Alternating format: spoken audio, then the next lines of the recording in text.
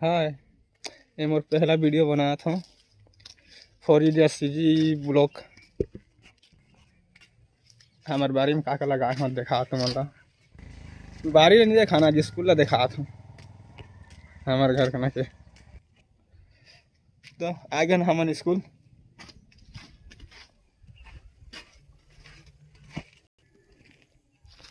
ये देखो हमारे गोपालपुर के school.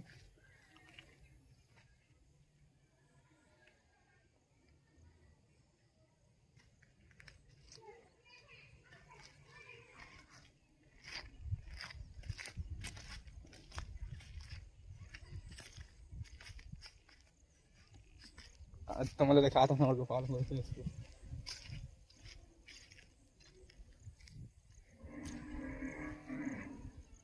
Middle school, primary school,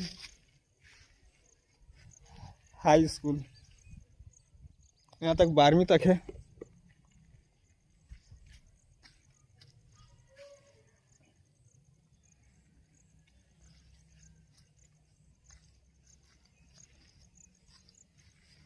अब तो मतलब देखा था स्कूल।